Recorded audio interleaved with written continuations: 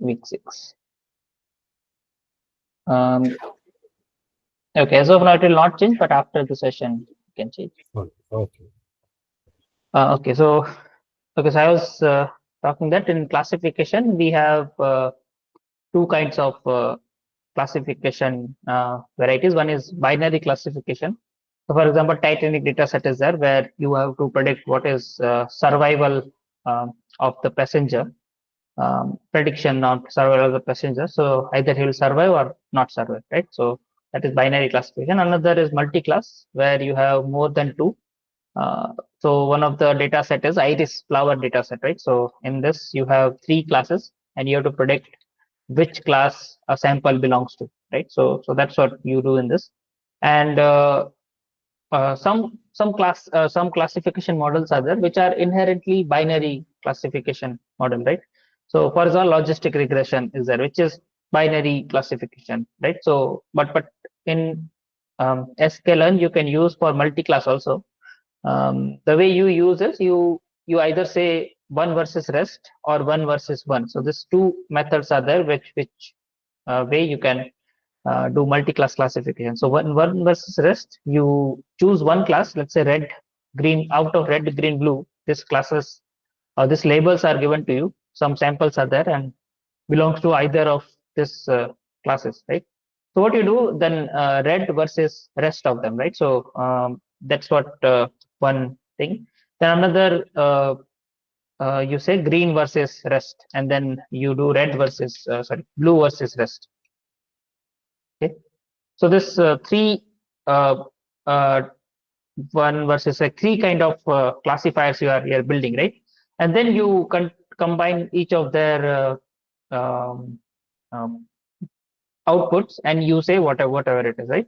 So in this it might make a mistakes and all, that is okay. So it will reiterate and you improvise. So it's like you are training three logistic regression model in multi-class classification. So when you're actually building a multi-class single model, like it looks like it is, but inherently it might train three models inherently, right? And then you combine the results and you get, so something like that is one versus rest.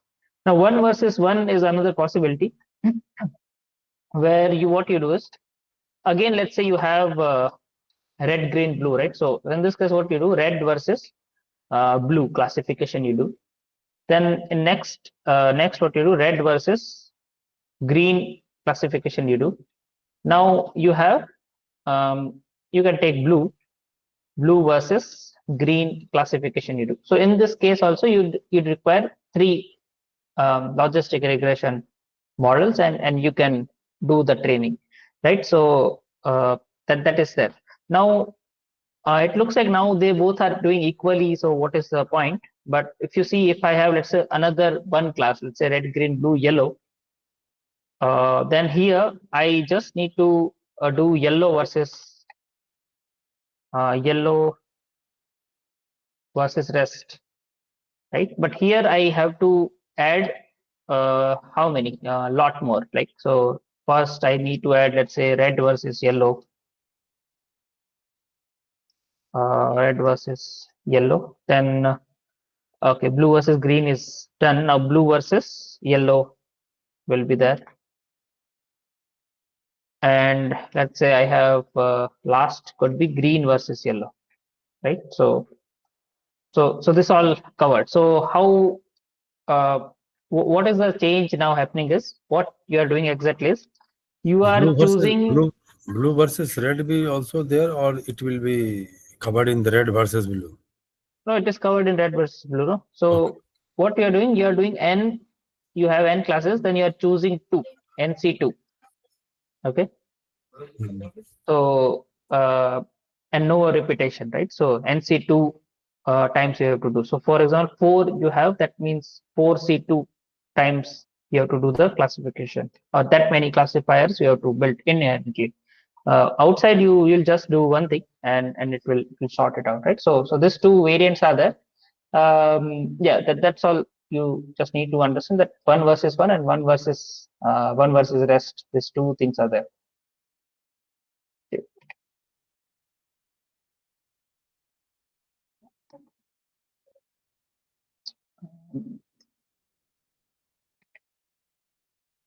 Okay. Yeah, that's it. Okay, so this is the way we will do it. Now, so you don't need to actually know what which model is inherently single, like not multi-class, and which is multi-class, and what is it. But you understood that if I have any model in sklearn provided to you, they can do multi-class classification. Okay, how they are doing? They are doing either this way or that way. Okay, so um, you can you can implement that way. So now let's see how we can do that. So let's say if I want to import some data, so from sklearn dot um, what load data sets, import okay, or not load data set, but just data sets. Then I have to import iris. Let's say iris data set. If I take something like this, and um,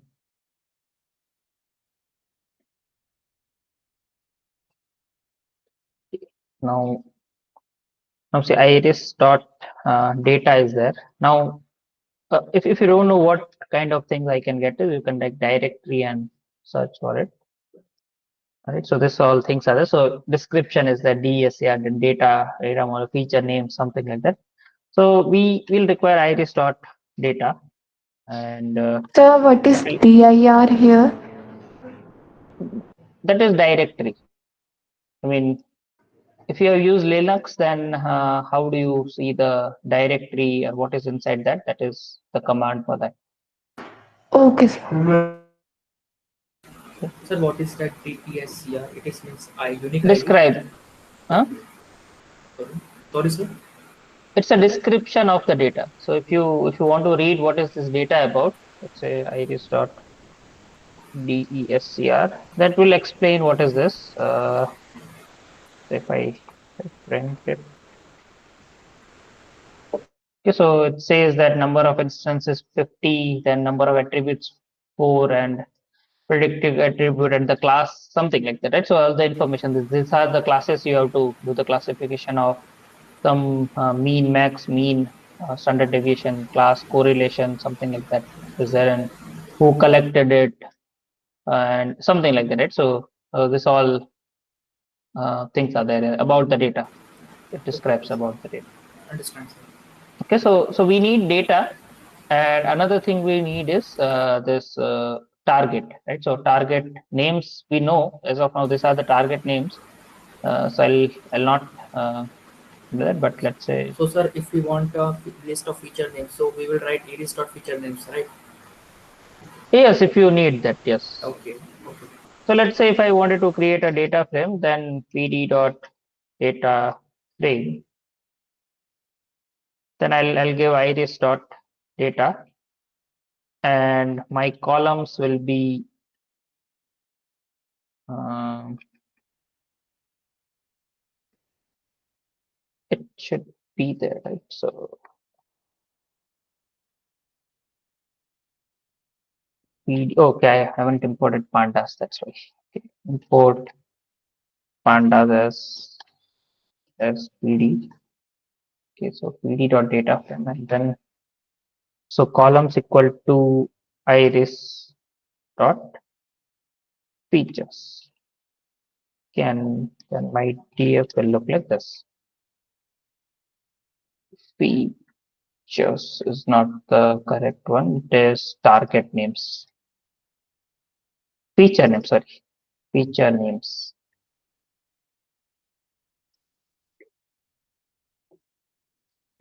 Okay, something like this. So you got the naming and all if you are interested in that. And you need a label, right? So or y. Y is iris. So now if you see iris dot target, right? So this is how target is. And there is an order actually. What kind of order is, you can see iris dot target names, And this is how it is. So 0 is given to Setosa, 1 is going to versicolor, and 2 is going to Virginica. So that's how this data set is. Okay. Okay. Now we need just X and Y, right? As of now, like X means iris dot data, and Y means iris dot target, right? So rest of all we just did it so that we can see what is there inside. That's all. So understanding data, and it's a clean data. There is nothing I need to do as of now. But if I needed to do something, I I would have done that, right? So pre-processing was not required. Scaling I can do. As of now, this data is not scaled, but it doesn't look like it is a big issue. Most of the scales of each features are not very abrupt, right? So if you see any data like which is having very high scale in some columns and some features are very normal, it doesn't have very high numbers, right? So that time you should do the pre scaling and so on. Without scaling also, it will be a good enough. It will show a good enough performance. So now let's do some train test bit, right? So let's say from scikit-learn dot uh, should be model selection, and then I have to import train test split.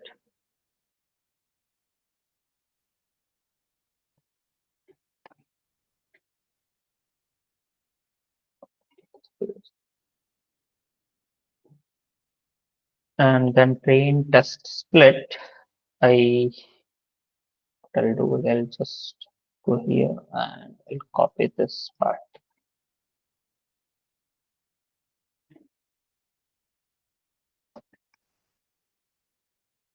Okay, so I'm getting X train X test, Y train Y test. I've written train test split, and my X and Y given here. I can choose test size a little less also. Let's say 20% is my test size. Random state I have kept whatever it is. It's just for shuffling. It should not change when I do the if I rerun this cell. Okay, that's all for that. Now I got X train X test and all. Now I can form a model. I can build a model. So from sklearn dot, it's just all about what kind of libraries are and which one and something like that. So let's say from sklearn dot linear models import, I can do something like logistic.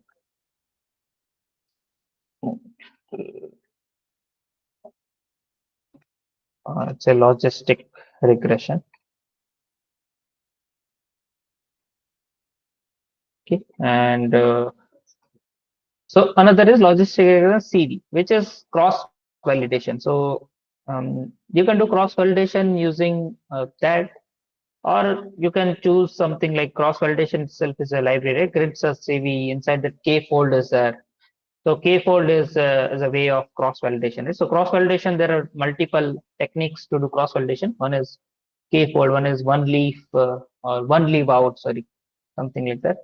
And there are some other techniques also there for cross validation. Right? So whichever you want to choose, you can choose that. But I'm not going into that. It is something you can do. Now, let's say you wanted some regularization to play in this, and then you can use L1 regularization, which is lasso. I assume lasso is uh, okay. I have to search that sklearn linear models. Okay, so which one is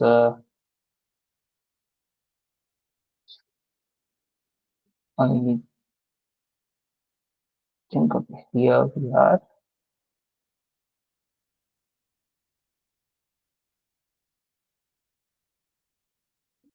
Plastic. I'm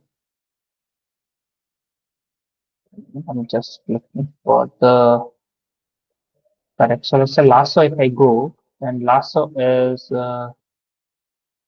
linear model lasso alpha fitting, and it is doing a mm,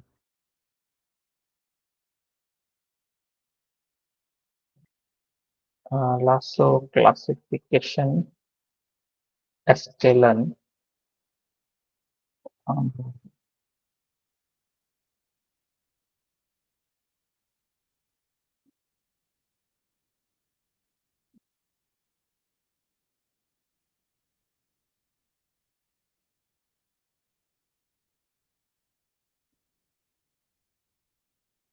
mm, Trained on L1 and this. What is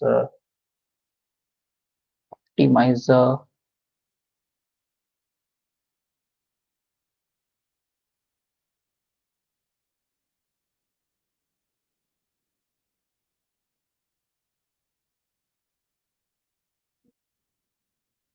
I think it is the one which is um, I don't know how to search for it. As of now, we can skip. I'll read about that, which is the exact name of that. We can do stochastic, so SGD classifier, right? So stochastic gradient descent using classifier. So in this stochastic gradient descent, I can actually use which regularization I wanted to use. I'll show you that. Let's say some basic some other thing, which is it's a KNN classifier, or the name is oh, okay, it won't be here. It will be in form sklearn dot neighbors. Yes, neighbors. From that, I have to import um, k neighbors,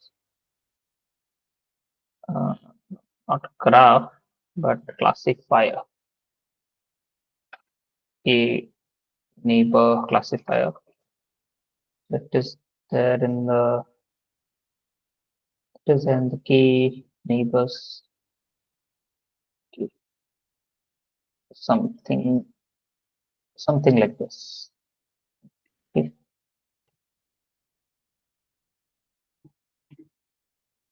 Okay. So this was Sir, in exam, do we like have to learn all these names? no, there is one. So if you search somewhere in the discourse, it might be there. It's called some actually some PDF is given where all of this which model belongs to which class it is there. Okay, which will be given to you. Okay, So okay. I exactly forgot the name of that PDF. It is there in that. We have it. And that will We'll be share given it in with the you. exam. It will be given in that. Okay, okay. Thank you.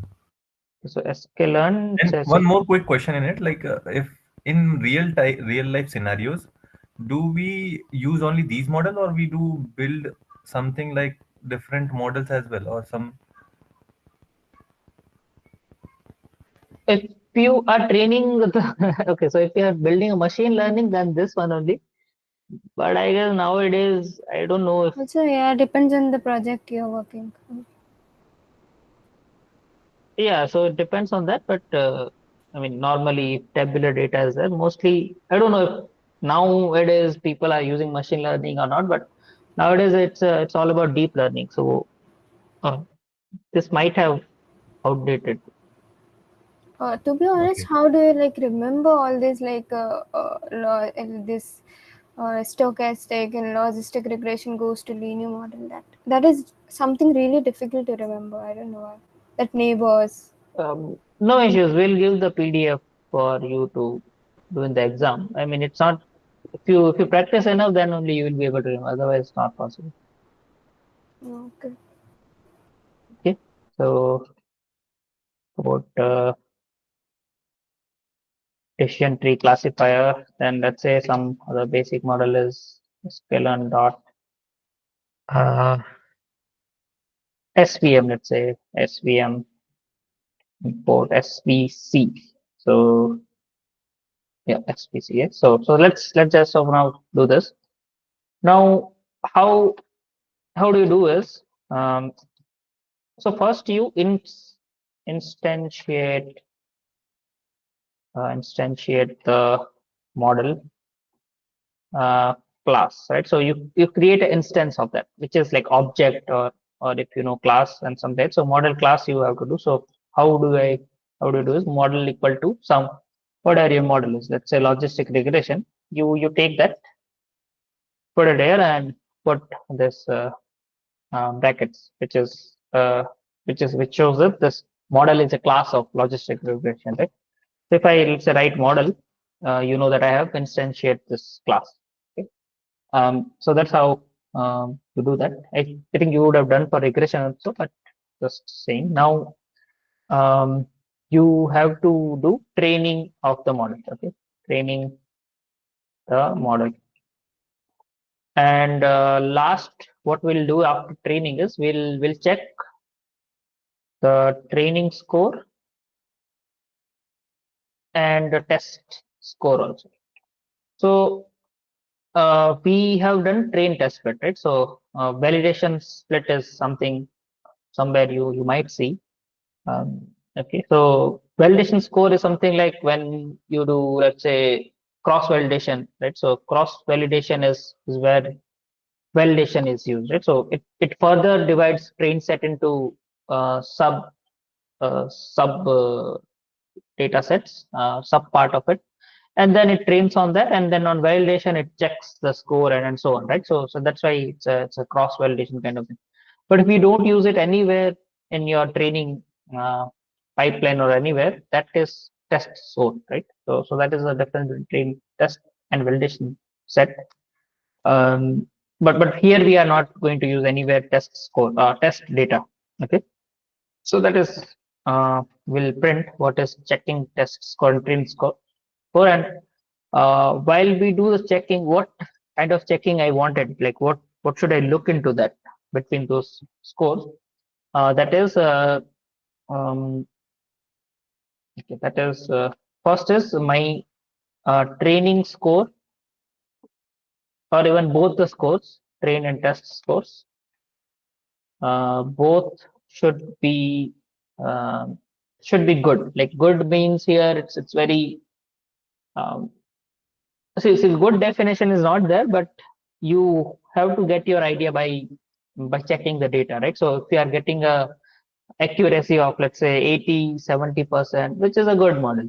Okay, sometimes the data itself is like that if you get a accuracy of 60%, that is also considered good sometimes.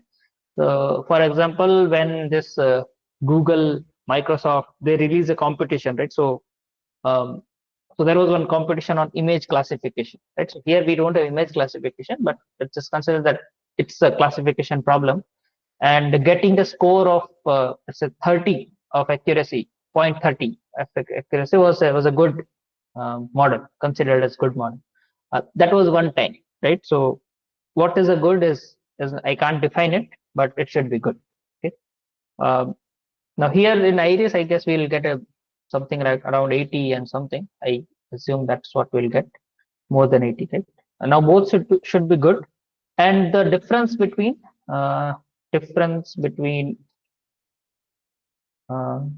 between train and test should be like should be like minimum, or they should be very close to each other, which is considered as the best model, like good model, right? So that means it is not doing overfitting or so underfitting. You can definitely check by getting a good score. So you get a good score, that means it's not underfitting. When they are very close, train and test set, that means it is not overfitting, right? So it's a perfect fit of the on the data set. So that's what we'll check. Difference between train and test should be like minimum, I would say. Okay, that is the thing I want to check, right? So let's say training the model is very easy. You just need to write model dot fit and give your data set, right? So my data is training, y train and y x train and y sorry y train. Okay, that is the thing I'll do for training this. Let's do the training as of now. So I have trained my model. Now I'll check what is my score on model dot score on X train,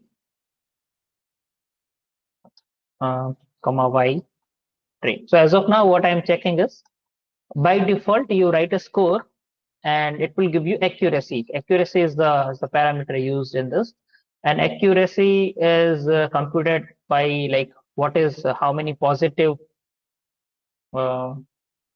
positive. Here in this case, it's a multi-class. So what is the correct class should be and divide by all of them. Okay, the accuracy formula is something goes like that. So other variation or the variation of metrics are could be precision, which all come out of the confusion metrics, precision, then something called recall, then there is some F1 score. Okay, so So why we use the fit method here? so fit is training the model, right? You train. So here we instantiate this model and we are training the model. The training for training the code is fitting, Okay, sir. right? So it has And learned it. So now you can actually check what kind of learning has happened. Like let's say model dot um, classes coefficients. Let's say that will give you coefficients it has learned in the logistic regression, right? So logistic regression is almost like a linear regression, right? So you first kind of train between W and whatever your parameters are, then some bias, uh, then what you do is you pass it through a sigmoid function, right? That's what um, logistic regression. So this weights and biases are learned using that, and binary classification. So in this case, they must have.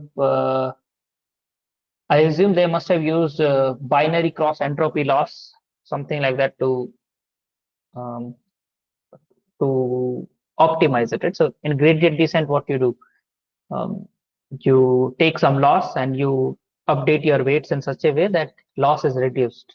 So that loss is computed using binary cross entropy. Okay. Yeah. So, but as of now, you don't need to know all that MLT thing. But for this course, it's not required. But I would assume that you know it. yes, sir. Sir, could you please explain about F1 score?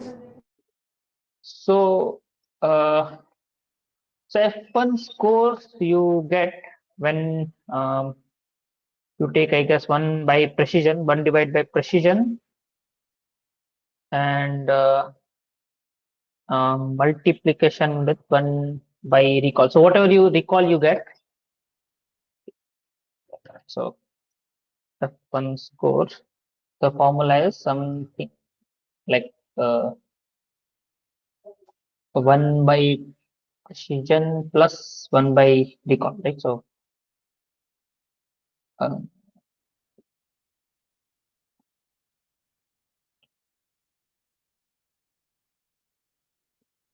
something like this, right? So this is what I was about, that 2 divided by 1 by precision into 1 by recall. So if you calculate precision and recall, they are taking a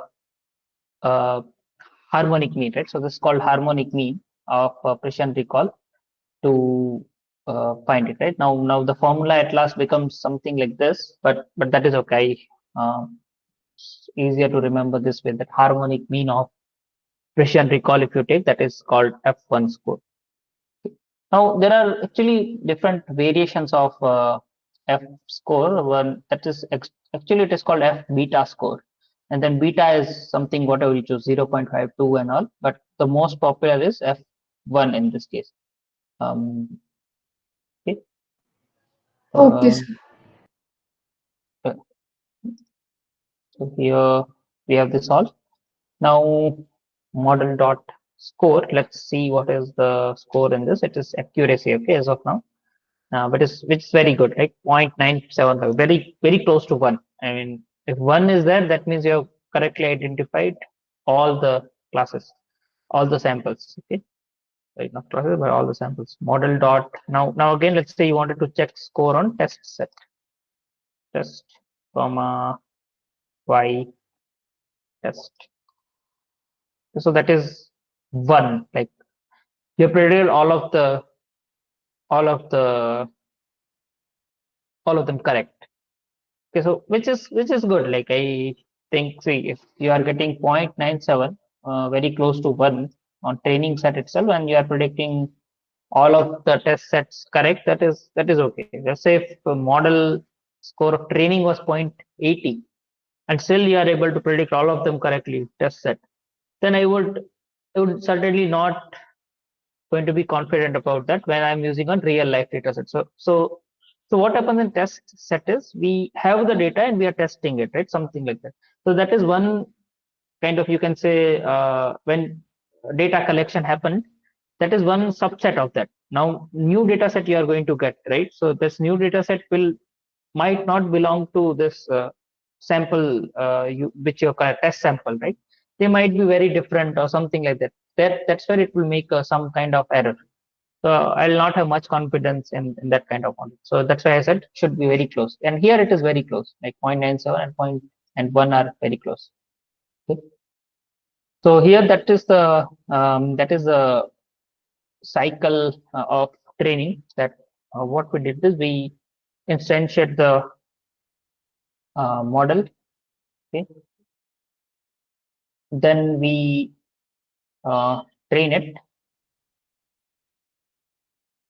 and then we check the test, check the training and test score, right? So that is the only procedure we have to do. So for example, let's say I want to train uh, model equal to, let's say I wanted to train k neighbors classifier. Okay, so I already imported it. So I just have to instantiate it. Now by default, if you don't give anything as any neighbors, so k is the um, term, right? So k means how many neighbors you wanted to choose for your classification. So here that parameter name used by sklearn is n neighbors. You can choose like 5 is by default. If you wanted to keep 10, it is okay. 20, anything is fine, right? So you have to, this is a hyperparameter. So when we do hyperparameter tuning, we can give some range of options to it and then let it pick up by itself, right? So by training it, it will pick up. So let's say we let it be 5 only as of now. We not change it. So that is what our model instantiation was, and then model dot fit, and I'll give my data set to it. That fit on train set, right? Train and y train. So I've given that, and then I'll check what is the score on training set. Model dot score x train comma y train. Here. And I got 0.96. Same thing I have to do for model dot score, and in this case, which is x test comma y test. So this is also a very good model, almost 0.96 here and 1 here. Okay. Now what we can do now, see, you just need to change. This is the loop, or this is the procedure you have to do. You don't need to write the loops, epochs, or Hello, sir. anything, right? Yes. Yes. Hello. Yes, what happened?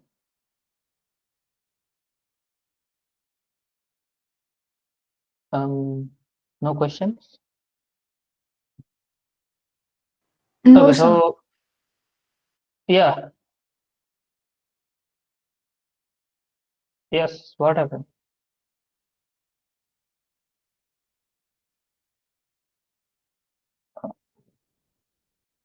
Nothing, sir. Please carry on. Okay.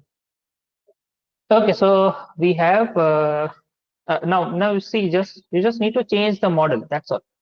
Right. So let's say if I wanted to train decision tree, I'll write model equal to decision tree classifier. So as of now, let's have all of them by default, whatever it is. You don't need to change it, and the decision tree is trained, right? So you got 1 score for that, and something 1 score again for a test set, right? Now let's say stochastic gradient descent, so SGD classifier. Right? Same thing, 0.7 and 0.63 in test set. So it didn't perform well, but that is okay, whatever. So you can improvise this using like by choosing the parameters and all. We'll cover SGD classifier. Give me a moment. I have to cover something in this, but I'm just showing you that what you actually have to do after this. And so you just need to change the name of this, right? So let's say SVC. That's what I wanted to do. And if I recall, by default, it uses some kernel, right? So kernels will be the RBF kernel and something. So by default, it uses RBF, right? So radial basis function is there that it will use, and it will train it. Okay, so it gives 0.975 and 1 as for that. So Sir, the thing is, you just need to remember these three things: instantiating, training it, and then checking the score. That's all you need to know for training a model in SQL. Ajay sir, I have a question over here. Yes. Like in stock trading, na, I have to predict also that my price will go up or not, or what prices would I be getting in the next few hours. Like just talking about intraday trading, and also we have some classification as well that I have to put or I have to call if you are familiar with the terms. Okay. Like we have to club these two classification and supervised learning both, or what should be the process, like what should be the So approach for you problems. want price as well as classification. I mean, regression and classification, both of them Both, you want yes, based on the data. based on the data, yes. So how does your label looks like? My label look like if my prices will go down, I'll put. If my Okay, but label will what do go you up. mean by prices? So no. See, what I mean by that is, Mhm. let's say my features are something. Okay, so let's say F1, F2, F3. Right? So these are my features. Mhm. Let's say you choose price as a feature. Or Mhm. anything. I don't know what other thing could be there. Let's say I don't know, name. Name is the constant thing, but let's say price is something you put, and which country it doesn't make sense, but let's say price is there. Okay, Mhm. I have no idea much, but price is there. Mhm. Now you are predicting, will it go up or down, right, based on Yes. something, right? First, So I need you the predictions that the so price, what would be the prices likely to be, and based on the previous data. Along with that, okay, I have to okay, so from the then that is calculation. time, right? So Yeah. sorry, so price is something you're predicting. Actually your feature is not price. The Hmm. feature is actually Sir, financial year means month or day. yeah, time, right? So whatever Yes, time is, time. day, Okay. year, something, and price is actually you're predicting. Now, Hmm. based on time, how will you do a prediction? I mean, so you need a feature and labels. Then only you can start this supervised learning, But my right? just simple question is like, if we are we able to club these both kind of models somewhere, or some kind of thing? Not by not like this, but yes, you can. So whatever your idea is, you can code it, right? Let's say you wanted to, if price goes down, you will buy or sell, right? That's what Hmm. you're saying. Yes. So definitely you can do that. That let's say price goes by some, let's say 30%, Hmm. then you want to buy something, right? So that is the label is buy in this case. Whatever depends on the price. Again, buy price is there, and then sell something like that, right? So Yes. feature only it will give you the labels, right? For example, let's say this is my data is there. For example, consider this is a stock market data contains some time related data, Hmm. something based on something. Time news about this and the rumors about those things. Yeah, news and right, something like that. Hmm. So based on that, it will there will be some label given to it. Let's say if this thing happened, then Hmm. somebody bought it, Hmm. and this thing happened. No, don't buy it. Like sell it or Hmm. something.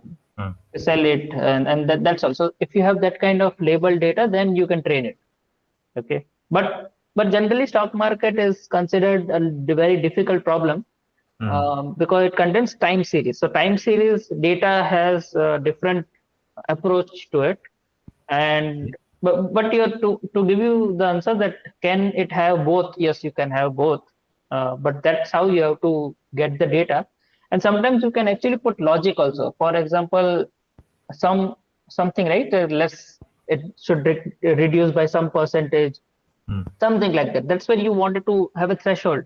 So this thresholding is after regression. So on regression, you are putting threshold, which is kind of a logistic regression, right? Mhm. So for logistic regression, maybe you can reduce the threshold of that.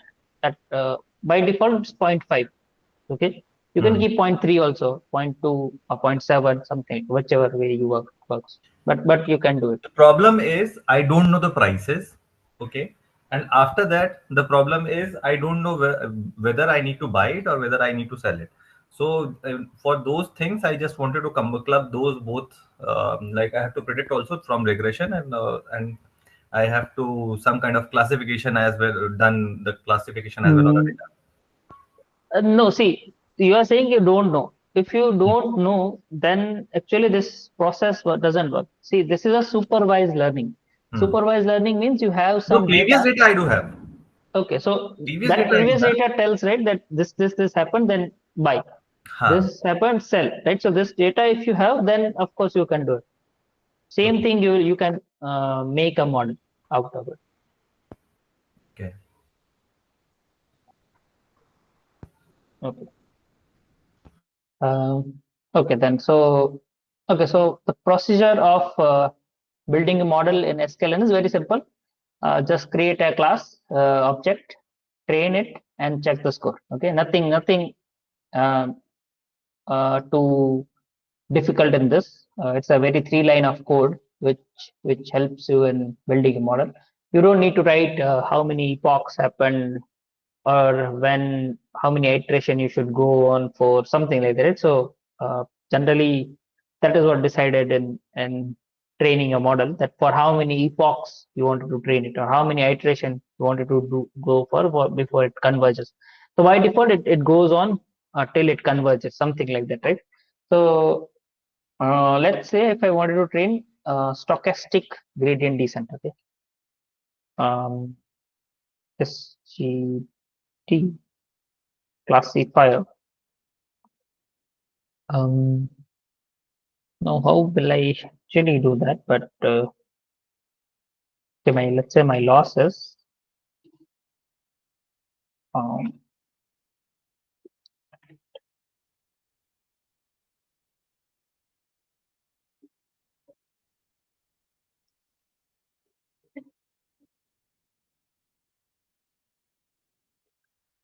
let's say my loss is log loss, and then thing else would I change penalty?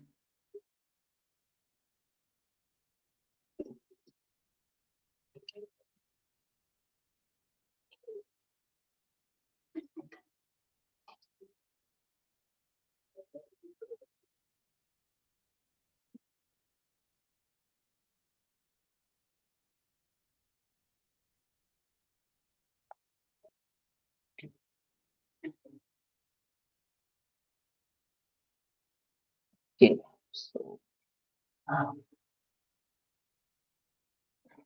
here its penalty is L2. L2 means it is using the ridge regulation. Okay, so I just wanted to show you something which is okay. Let it be L1 ratio C parameter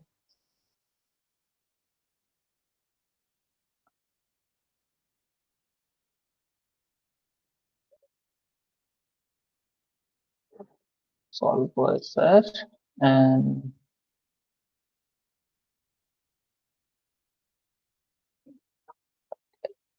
think it will work. Let's see. So let's say if my model is this one, how does it changes? Okay, there's a stark difference between whatever it is. Hmm. So what I wanted to show you is exactly that when you do SGD classifier, okay, SGD or any SGD in this case, like SGD regressor or anything, by default it is like a it takes the whole data set and then do it, right? So it actually doesn't know how to do batching. So you must have studied. One is called one is actually called SGD. So SGD means you take one sample and you train it, right? So take one sample, uh, train the model, okay, train the model, and updates the weight, update the weights. That's what you do in SGD. Then there is something called batch gradient descent, or let's say I'm talking about full batch gradient descent, okay, or the vanilla version of normal gradient descent you would have heard of. In this case, you pass on the whole data set, right? So take whole data set and train the model and update the weights. Okay, update the weights. So that's what you do in full batch. There is a version of that which is in between, which is called mini batch gradient descent, right? Or mini batch SGD, mini batch SGD actually, that's what it's called, not SGD, mini batch gradient descent. So in this case, what you do, you take some small batch of it. So let's say you have 1,000 samples. Okay, total samples are 1,000. Total samples are 1,000. Okay, and you take one batch of size 500. Okay, that means you are that means for you're training it for two times. Like if you train it for if you train for like two cycles or two complete iterations, right? So that means two iteration will uh, will train will use all the data for the training. Correct? If your batch size is 500, okay, one batch or batch size, right? Batch size equal to 500. Okay, so in this case, two iteration will take for you to train it, right? Let's say now your batch size is 50. Your batch size is 50. So here you can actually decide what batch size you want. That is no restriction over it. That in that case you will require how many 50 into 200 and 20, right? So in this case you will require 20 iterations. 20 iterations will use all the data for training, right? So something like whatever batch size you choose depends on that you train it, right? So but by default or by how in SGT they have made is that I have used so in this case I have here, right? Here I've used all the data set extend by train. So here it doesn't know how to do batching and all. So this batching part, something if you wanted to do, let's say you wanted to do mini batch gradient descent or you want to do full batch gradient descent, something like this. Sorry, full. Um, Sorry, if you want to do SGD gradient descent, like proper, like one sample at a time, something like that, right? So let's see if we read about this.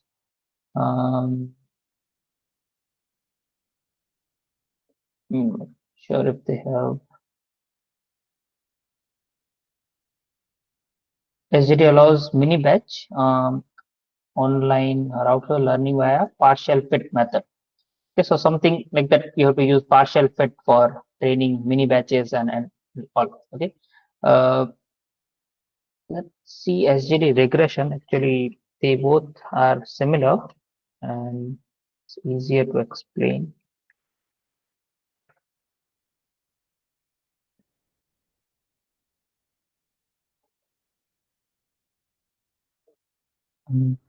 That should be there.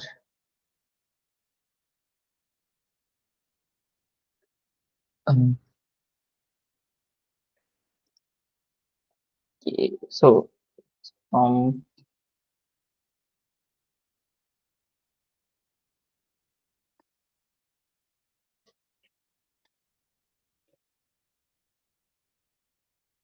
what I wanted to do loading of let's say some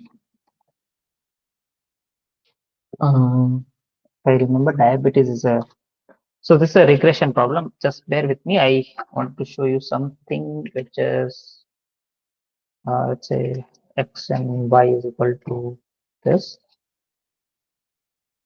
Written xy equal to 2. Okay, and so rest of this process I'm keeping it same. Okay, and then I just importing two models. Let's say from learn dot linear model, importing linear regression and SGD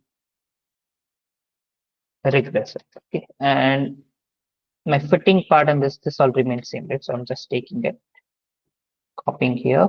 Instead of classifier, I'll use linear regression first, and then I'm training it. So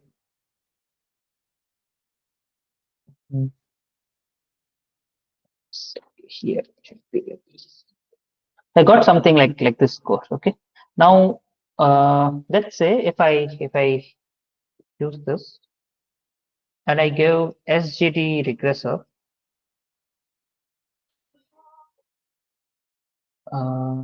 my score is coming out to be the next size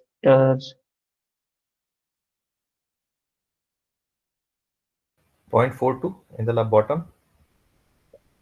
yeah, it's a 0.42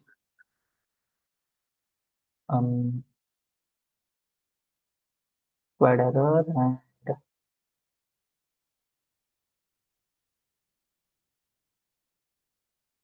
still and okay, so I am here using penalty, but I don't want my penalty, so I'll just write alpha to equal to 0.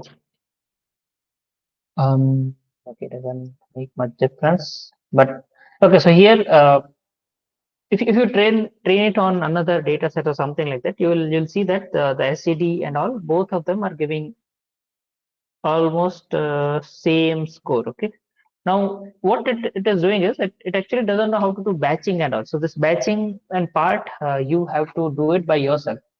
So how will you do that is you can for you have to write a loop in this case. Let's say for um,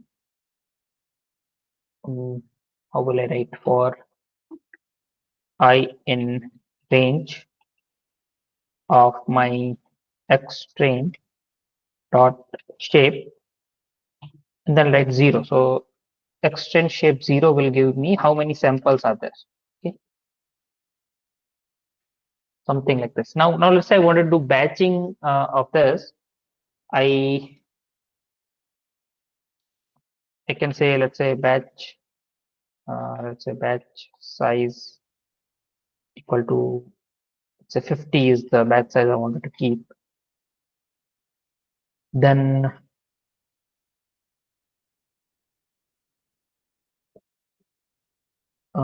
take all of them, or there is okay, so here from 0 start 0, and probably you can do like go by 50 or something, right? So this will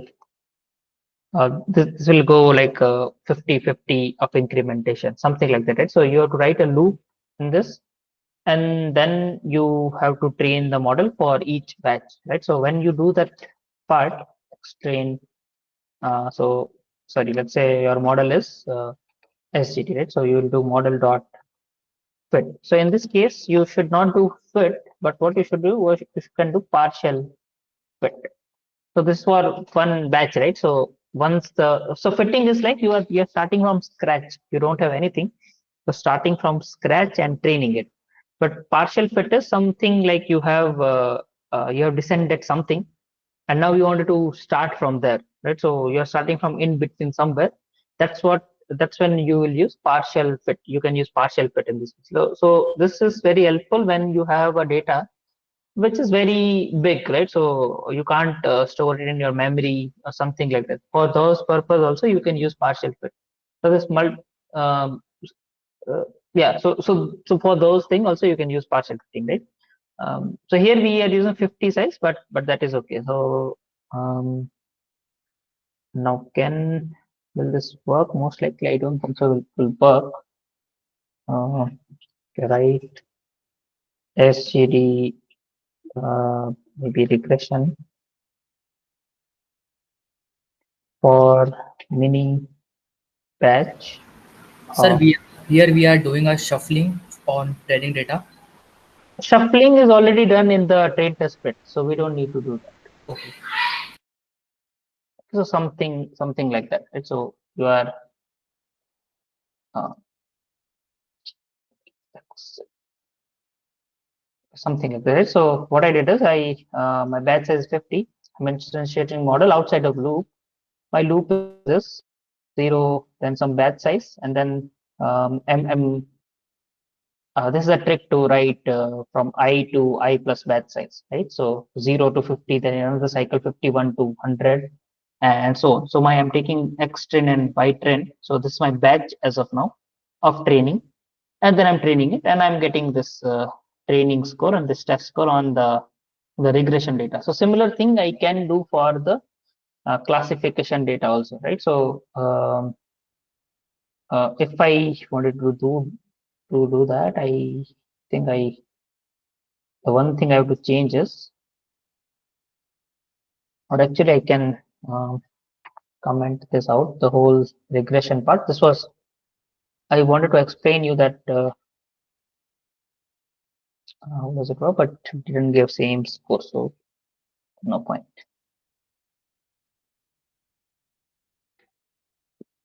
We don't need any of this. I'm just keeping it here, so if somebody watches the lecture and wanted to run this, they can do it right now.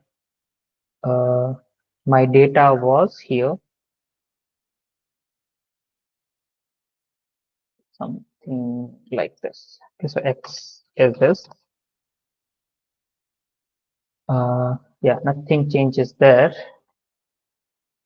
I just need to take this part, and what I'm doing, I'm doing mini batch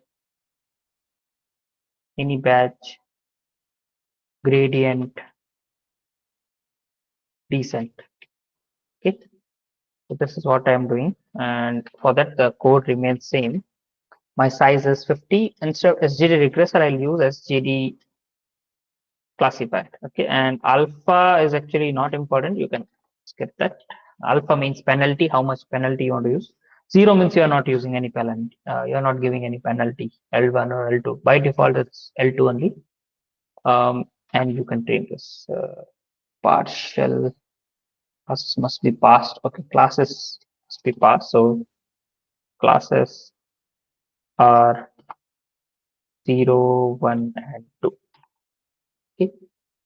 If you have more than that, whatever, so just numbering is good enough. Because you either anyway you will change the label column into numbers, right? So it will be from 0 to something. That's how classification data looks like, and you can see in this we do better than normally. I hope it's not the case. Yeah, we didn't, right? So because here we are doing batching, right? So if you do with the complete data, that is far better way to do the gradient descent than batching it. So in batching, maybe some form of you are not getting the true gradient. You are getting a like very like very close to that a gradient, something like that. No issues if you don't understand. But if you want to do mini batch gradient descent, then this is the way you can do it. Okay, I want to show you that. So by default, it doesn't do anything batching or anything. By default, it whatever data you give, it trains on all. So it's like a normal gradient descent. Though it names like SGD, but it doesn't do that. So if you want to do SGD, then actual SGD, like the SGD means you take one sample and you train it, right? Then you have to do something like this. This is the true SGD gradient descent. Yeah. Any questions on this? Sir, can you explain partial fit means? Now, what is So yeah. So partial fitting is so when you write fit, right? So model dot fit, that means it will initialize the parameters randomly from the start, and it will do the updation on that. Okay. But here, in this case, we have used some amount of data in mini batch gradient descent, right? So some amount of data was used, fitting we have done, and then we learned something about parameters. So our parameters have improved. It might uh, so after each loop also you can print the model model dot training score. Let's say.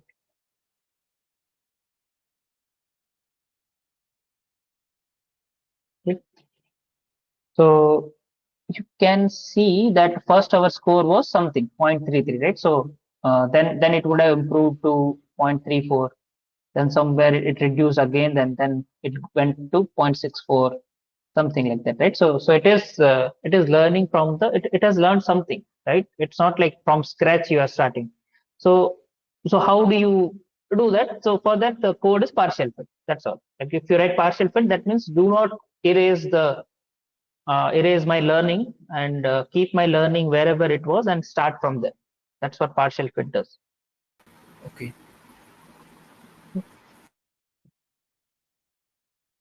Okay. Now see some form of other parameters are there, which is regularization, which is called penalty. Penalty has two variants. One is L1, another is L2, and there is another one more which is called elasticness, which is a you can say L1 plus L2. Okay, so whatever proportion of L1 you can use, and some proportion of rest of the proportion out of 100 is L2. Okay, that is elastic net. So this three variants are there. So third is just a combination of both of them. That's all. So by default, um, most of the classes uses L2 declaration, and it's called ridge also, ridge declaration, and it has its benefit. Right, so L2 is more popular than L1 because L1 might reduce something to zero completely, or it can ignore the feature itself, which generally we don't want. And sometimes it helps in feature selection, but generally we don't want. Okay, so that's why L2 is more popular. And loss, yeah, loss you can choose some about losses, that let's say you wanted to train a linear SVM, right? So you can train SVM also using stochastic way. So in that way, it will use hinge. If you give loss, then the SVM, but in stochastic way. Then if you wanted to train logistic regression, that is log loss. Then some others are there which are very complicated. Let's say, for example, perceptron you want to train in SGD way. Right? So one data you give and something like that. In batching, you want to do with perceptron. Something you can use SGD for that also. This is for regressor. With or classifier.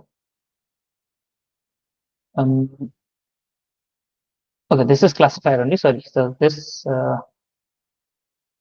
other loss is squared error, Huber, epsilon, insensitive, and epsilon squared epsilon insensitive are designed for regression, but can be useful in classification. Now see in that depth, if you wanted to understand, you can read about that. Even I don't know much about that, so how does it exactly do, what is the idea behind it. Okay. Okay, but this part like mini batching and all that, this is how you do it. So anyway, this mini batching and batching is very popular. You might come across that sometime. If you have very huge data, then you will do batching, right? Otherwise, batching is not important. Okay, so that is there. Now, what else is there? So something like perceptron is there. Image classification with awesome. So image is just data, right? So data is in form of no, it's not in form of image, it's in form of features only. So it's like a tabular data. You first transform into that. Okay. Multiclass, then SGD should be classifier. Logistic regression is okay.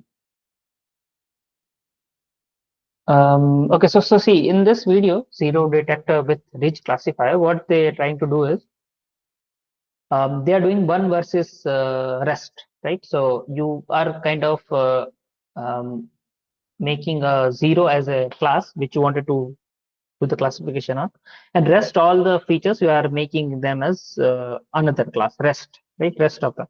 So that's what they have done in this. They are manually doing it and all to maybe begin or maybe to give you intuition of understanding of classification. How does it work? So this is uh, by hard like way to do one versus rest classification. You convert all of them into um, that, and then you can do it. Okay. Now, multi-class is something we have done that. The naive base. So some other functions are naive base and all. I'm not doing that. The reason is it's just same thing, right? You just need to change here to naive base, and rest of sorry, not here, but this is for SGD only. Here you just need to change it to naive base, and rest of the steps remain same. Nothing changes after that. Okay, naive base, and you train the naive base. Whatever other models are, for example, Softmax. So the Softmax is actually why they are calling Softmax here is you'll not see Softmax anywhere, but when you do multi-class classification, you you need some loss function, right? For that. So for example, you use binary cross entropy. In that case, you use sigmoid. So once sigmoid is there, then you use binary cross entropy. But what if you have multiple sigmoids? For example, uh, in this case, let's say this first case, right? So you have 4 cases where you're using 4 sigmoids, right? So this is one sigmoid, second sigmoid, third, and fourth. Now, how will you compute the loss in this case? So in this case, you actually pass all of them through a through a softmax function. Now, as of now, for this course, it's not needed, but softmax function is something like okay, I'll show you what a softmax function is. It's very easy. Uh, softmax activation function, softmax formula is something you okay you doesn't look much.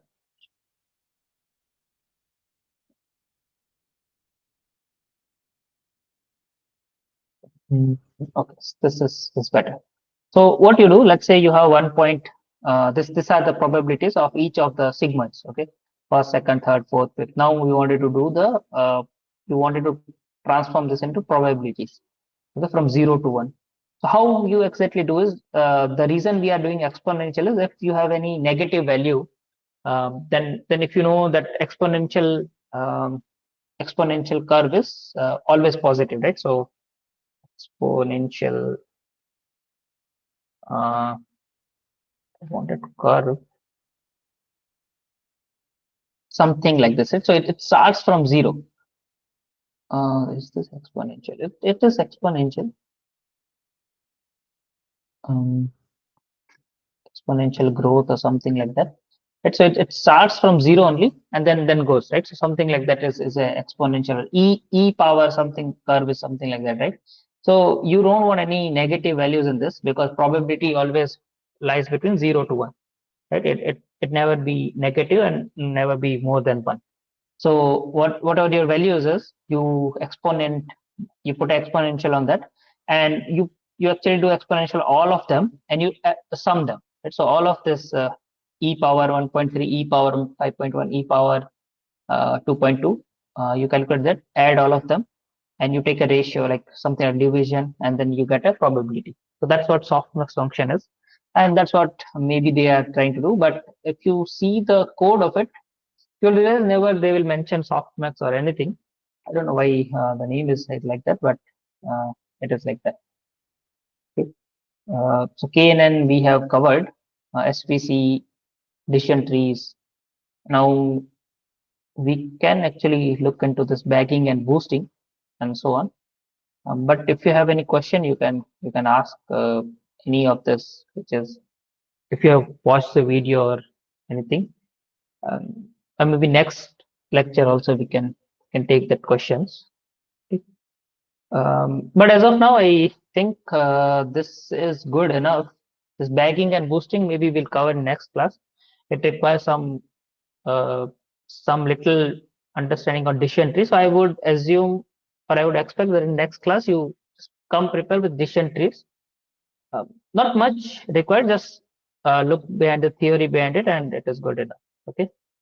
But if you have any question, you can ask. Otherwise, for this lecture or for the session, we are done for today. In next lecture, we'll see this bagging and boosting. So this ensemble techniques I'll cover in the Thursday's class. Okay.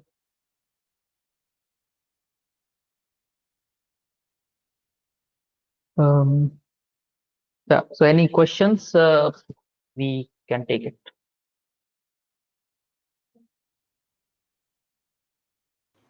No, sir.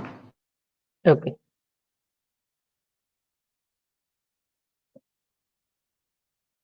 Okay. Fine then. So by next Thursday, come prepared with just look at the decision tree algorithm.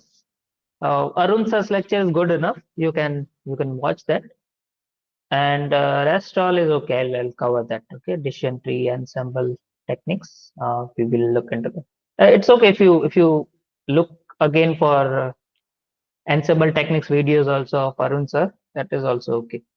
Okay, but minimum requirement Of is MLT. decision tree. Of MLT.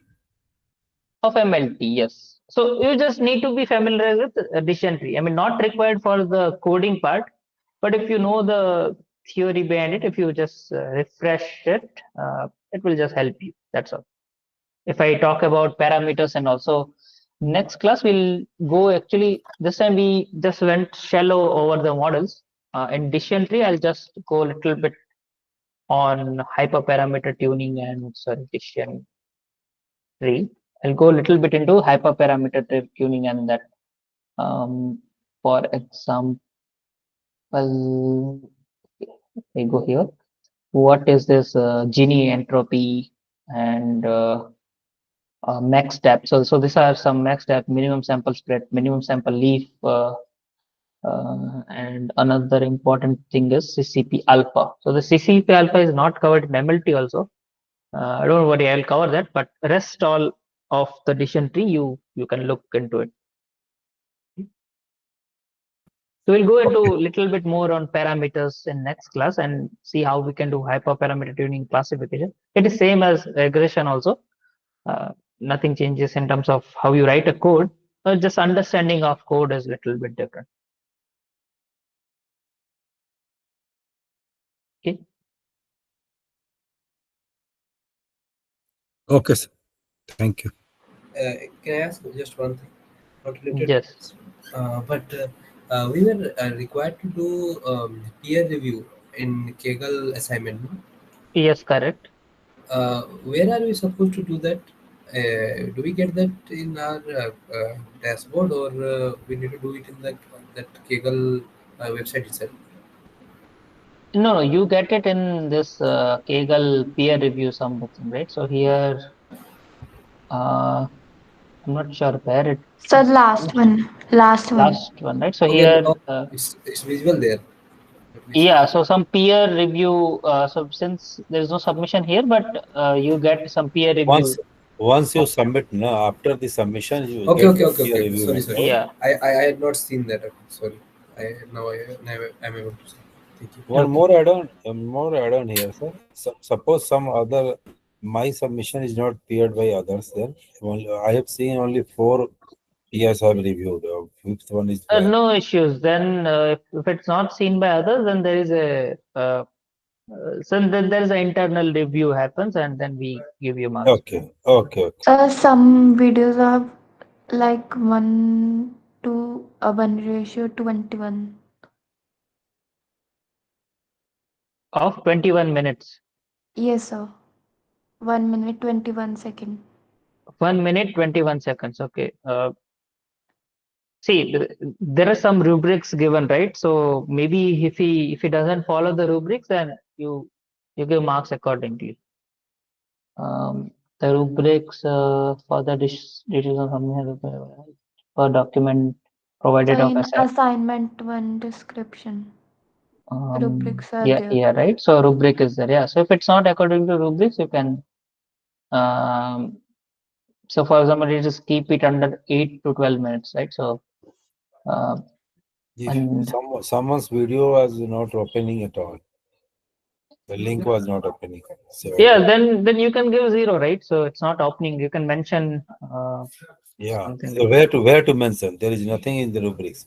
One it's not rubric should, mentioned. one rubric should be there, whether video is opening or not. After that, we can go to this, na? Because the Okay, rubrics is okay. No, also you can in give the, 0. See, 0 means will get it. No issues. So today is the last day to submit the rubrics, no? yeah. Yes, Submit the yes, peer review. Okay. Yes, sir. yes. I have not seen that. So the scores which are showing over there are the final scores. No, they are not the final scores. There is like if there is a low, so it depends, right? So sometimes we take average of that. Sometimes there is something other thing is there. No, no, there is a final score. Like there is a score above yours, like all the peer reviews. Above that, above those marks, there is one more your score, something like tabular method over there. No, So no, it's not final score. Final score will be given by us only. It's not okay. final score. And where it will be visible on our dashboard. Yes. Okay, thank you.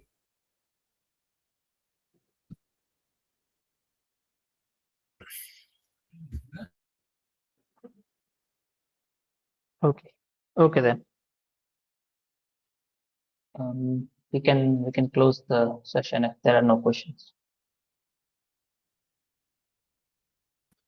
Thank you and good night. Yeah. Thank Thank you. you. Good night.